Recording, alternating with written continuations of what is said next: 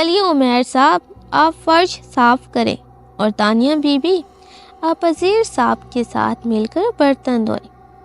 اتنا ماروں گی نا یاد رکھو گے۔ تانیہ نے دمکانے کے انداز میں ہاتھ اٹھائے تو بیچارہ بہادر وہیں دبک گیا۔ عمیر نے ڈسٹر اٹھایا اور جا کر بہادر کے ہاتھ میں دے دیا۔ چلیے بہادر صاحب فرش صاف کریں، پھر آپ کو برتن بھی دھونے ہیں۔ مریم واپس آئیں تو بہادر رگڑ رگڑ کر فرش صاف کر رہا تھا۔ انہوں نے تینوں کو گھورا جو خود ہی گڑبڑا گئے۔ کیا کہا تھا میں نے؟ ہم تو فرش صاف کر رہے تھے۔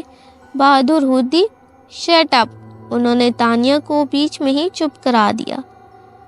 پھر بہادر کو ایک طرف سٹول پر بیٹھنے کو کہا۔ ان تینوں نے پورا کچن صاف کروایا۔ ان کو منہ بند کر کے کام کرتا دیکھ بہادر دان نکال رہا تھا اور وہ تینوں اس کے دان دیکھ کر آنکھیں، مگر ماما کی موجودگی کی وجہ سے اسے کچھ کہہ نہیں سکے۔ وہ جب کیک بیک کر چکی تو تینوں کو لے کر سیٹنگ روم میں آ گئی اور ان کے ارینجمنٹ کو چھیڑے بغیر انہیں سے سارا فرنیچر اس کی جگہ پر واپس رکھوایا۔ اٹھاتے وقت انہوں نے صرف آرڈرز دیے تھے، اب خود بھاری فرنیچر اٹھانا پڑا تو عقل ٹھکانے آئے گی۔ ہائے ماما بازو دکھ رہے ہیں۔ فرنیچر سیٹ کر کے تینوں قالین پر ڈھیر ہوئے کرا رہے تھے۔ جتنا چاہے شور مچا لو، مجھ پر کوئی اثر نہیں ہوگا۔ انہیں بھی پتا تھا ماما پر کوئی اثر نہیں ہوگا، اس لیے جلد ہی کارخانہ بھول کر کریم کھیلنے بیٹھ گئے اور ساتھ ہی مریم کو بھی بلا لیا۔ 9 بج گئے ہیں ماما، میں دادا جان کو بلا کر لاتی ہوں، کیک کٹ لیتے ہیں۔ 9 بجتے ہی تانیہ اٹھ گئی۔ اپنے پاپا کو تو آ جانے دو۔ ان کے ٹوکنے پر وہ تلخ سے لہجے میں بولی، 29 نومبر کے دن پاپا کی واپسی 2-2:30 بجے سے پہلے نہیں ہوتی۔ مگر بابا جان تو ہر بار ان کو پوچھتے ہیں۔ وہ رسان سے کہہ کر چپ ہو گئی۔ ٹھیک ہے کیک نہیں کاٹیں گے پر کھانا تو کھا سکتے ہیں، اس نے بلحاظ ان کی بات پر مان کر کہا اور اظہر فاروقی کو بلانے دروازے پر ہلکی سی دستک کے بعد کوئی آواز نہیں ابھری تو تانیہ نے دروازے کی ناپ پر ہاتھ رکھ کر ذرا سا گھمایا اور دروازے بے آواز کھلتا چلا گیا۔ کمرے کی ہلکی زرد روشنی میں تانیہ نے اندر جھانکا تو نگاہ سیدھی قدیمی طرز کے بنے گیس سے جلنے والے آتش دان پر لگی تصویر پر پڑی اور ہمیشہ کی طرح آج بھی تانیہ کو وہ تصویر سانس لیتی ہوئی محسوس ہوئی۔ اظہر فاروقی آتش دان کے سامنے راکنگ چیئر پر بند آنکھوں کے ساتھ نیم دراز تھے۔ ریڈ ڈائری بند ان کے سینے پر رکھی تھی اور ایک ہاتھ اس ڈائری پر تھا، دوسرا ہاتھ بے جان سے انداز میں ان کے سنہرے فریم کی اینک کو پکڑے گود میں لے رہا تھا۔ آتش دان روشن تھا اور کمرے میں پھیلی زرد روشنی اس سے نکل رہی تھی جس نے ماحول کو پراسرار بنا دیا۔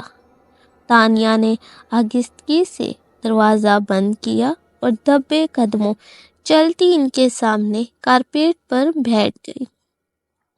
انہیں آواز دیتے ہوئے وہ ہچکچا رہی تھی کہ کہیں وہ سو نہ رہے ہوں۔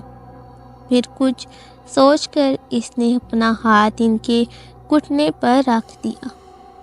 کرنل اظہر فاروقی بہت زور سے چونکے۔ یہ انداز تو کسی کی پہچان تھا۔ انہوں نے تڑپ کر اپنی آنکھیں کھول دی مگر انہیں دکھائی نہیں دیا۔ تانیہ نے انہیں آنکھیں کھولتا دیکھ کر کچھ کہا تھا مگر انہیں کچھ سنا ہی نہیں دیا۔ ان کی آنکھیں کسی اور ہی منظر میں الجھ گئی تھیں۔ ان کے کان اس آواز کو سن رہے تھے جسے ایک بار اور سن لینے کی خواہش برسوں سے ان کے دل میں تھی۔ تانیہ کے غیر ارادی عمل نے انہیں بہت پیچھے دھکیل دیا۔ Happy birthday to you, happy birthday dear بابا۔ آتش دان کے سامنے راکنگ چیئر نیم دراز اظہر فاروقی نے اس گنگناتی آواز بھی سنی اور اس کا اپنے قدموں میں بیٹھنا بھی محسوس کیا تھا، لیکن پھر بھی وہ آنکھیں بند کیے اس پل کا انتظار کرتے رہے جب وہ ان کی ساری تھکن سمیٹ لیتی اور پھر ان سے بہت آہستہ سے ان کے گھٹنے پر ہاتھ رکھ دیا۔ اظہر فاروقی نے دھیرے سے آنکھیں کھول کر آسمانی رنگ کے کپڑوں میں ملبوس اس آسمانی پری کو دیکھا جس کے چہرے کے گرد بکھرے لمبے سنہرے مائل گھنے بال رات اور چاند کا عکس لگ رہے تھے، اور دھیرے سے مسکرا دیے۔ وہ کھلکھلا کر ہنس پڑی۔ ہیپی برتھ ڈے بابا جان۔ تھینک یو بیٹا، وہ بولے اور شکایت کرنے لگے۔ تاریخ بدلنے میں اب بس چند منٹ ہی باقی ہیں، اب جا کر باپ کو وش کرنے کا خیال آیا۔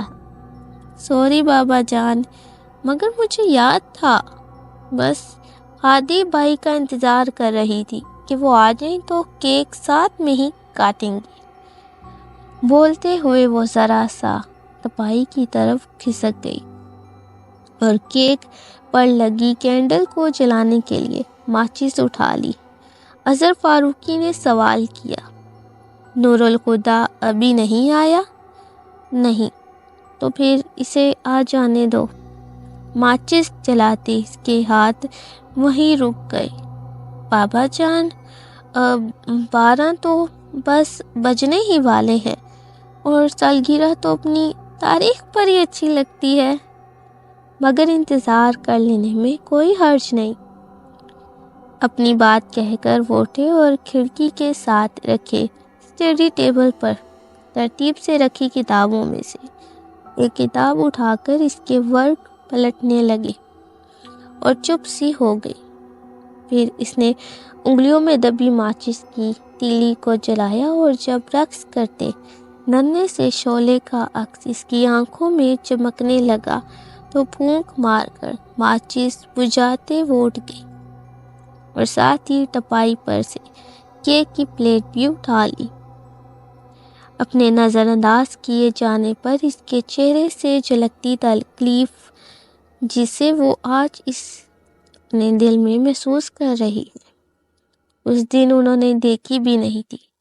وہ دروازے تک بھی نہ پہنچی تھی کہ ہارن کی تیز آواز سنائی دی۔ ہادی بھائی آ گئے، کہہ کر اس نے پلیٹ واپس رکھی اور باہر کی طرف دوڑ گئی۔ بھاگتے ہوئے لاؤنج سے گزر کر وہ انٹرس ڈور کی طرف بڑھی۔ ٹھیک اسی وقت نور الخدا دروازہ کھول کر اندر آنے لگے اور سامنے سے آتی لڑکی سے ٹکرا گئے، اور اس سے پہلے کہ وہ انہیں ساتھ لے کر دوسری طرف جا گرتی، خود کو سنبھالتے ہوئے نور الخدا نے اسے بھی سنبھال لیا۔ ارے بھائی آرام سے، گر جاؤ گی۔ اسے خود سے الگ کرتے ہوئے وہ بولے۔ بھائی دادا، اگر تمہارا ارادہ اولمپکس میں حصہ لینے کا ہے تب بھی دوڑ کر گریس جانے کی کیا ضرورت ہے؟ اسے خجل سا دوڑ کر وہ لاؤنج کی سیڑھیوں کی طرف بڑھ گئی تو وہ پیچھے سے بولی، ہادی بھائی کہاں جا رہے ہیں؟ اپنے کمرے میں، وہ پلٹ کر بولے۔ جی نہیں، پاس آ کر ان کا بازو تھامتے ہوئے بولی، آپ میرے ساتھ چل رہی ہیں؟ تمہارا اس وقت آؤٹنگ کا پروگرام ہے؟ وہ گھبرا کر بولے۔ حالانکہ وہ تھک چکے تھے، وہ فوراً سونا چاہتے تھے، پھر بھی ان کے لہجے میں اکتاہٹ کی بجائے وہی نرمی تھی جو اس لڑکی کے لیے محسوس تھی۔ نہیں بھائی، بابا جان کے پاس چلنے کو کہہ رہی ہوں، وہ کب سے آپ کا انتظار کر رہے ہیں۔ بابا جان ابھی تک جاگ رہے ہیں؟ وہ چونک کر بولا، اس کا مطلب آج تو دیر سے آنے پر ڈانٹ پڑے گی، اور پڑھنی بھی چاہیے، مگر اس وقت بابا جان آپ کی کلاس لینے کے لیے نہیں بلکہ اپنا برتھ ڈے سیلیبریٹ کرنے کے لیے آپ کا انتظار کر رہے ہیں۔ ارے ہاں، آج تو 29 نومبر ہے، وہ سر پر ہاتھ مار کر بولی، پھر اس کی طرف دیکھ کر کہا، اگر میں بھول ہی گیا تھا تو تم مجھے یاد کروا سکتی تھی۔ ایکسکیوز می، وہ برا مان کر کہنے لگی، آپ تو ہر سال بھول جاتے ہیں، ہمیشہ مجھے ہی یاد کرانا پڑتا ہے، ورنہ خود سے آپ کو اپنا برتھ ڈے بھی یاد نہ رہے۔ اوکے اوکے، وہ جلدی سے بولے، یہ جھگڑا بعد میں دیکھیں گے، ابھی بابا جان کے پاس چلو۔ پھر اس کے کندھوں پر بازو پھیلائے ساتھ لے وہ بابا جان کے کمرے میں آ گئی۔ آئیے برخودار، کب سے آپ کا انتظار ہے۔ بابا جان انہیں دیکھتے ہی بولے، ہیپی برتھ ڈے۔ نور الخدا بازو پر ڈالا کوٹ بیڈ پر اچھال کر ان کے بغل گیر ہو گئے۔ سوری بابا جان، اس بار میں بھول گیا۔ ان سے الگ ہوتے اسے کن آنکھوں سے دیکھ کر وہ اسے چھیڑنے کے لیے بولے۔ اس نے منہ پھیلا کر رخ پھیر لیا۔ چلیں بیٹھیں۔ انہیں صوفے پر بٹھاتے ہوئے ان کی نظر کیک پر پڑی تو پلٹ کر کیک کی پلیٹ اور ماچس اٹھا کر صوفے پر آ بیٹھے۔ پلیٹ ٹیبل پر رکھ کر انہوں نے موم بتی جلائی اور کیک کاٹنے کی چھری اٹھا کر بابا جان کو پکڑائی، پھر اسے دیکھ کر بولے، وہاں کیوں کھڑی ہو، ادھر آؤ۔ اور وہ آ کر بابا جان کی دوسری طرف بیٹھ گئی۔ دادا جان، کیک کاٹنے؟ کیا؟ بابا جان بچے کیک کاٹنے کو کہہ رہے ہیں۔ اب کے ذرا دھیان سے۔ انہوں نے اپنے آس پاس دیکھا۔ تانیہ ہاتھ میں چھری لیے منتظر سی ان کے ساتھ بیٹھی تھی، جبکہ مریم دوسری طرف اور عمیر عزیز سامنے بیٹھے تھے۔ سب کی طرف دیکھ کر پوچھا، نور الخدا نہیں آیا؟ نہیں، وہ اب تک 12 بجنے والے ہیں دادا جان، کیک کاٹ لیجئے۔ ہاں، اور سالگرہ تو اپنی تاریخ پر ہی اچھی لگتی ہے۔ تانیہ کی بات پر برسوں پہلے کسی کا کہا جملہ شکستہ انداز میں ان کے لب سے ادا ہوتا ہوا، یاد ماضی عذاب ہے یا رب، چھین لے مجھ سے حافظہ میرا۔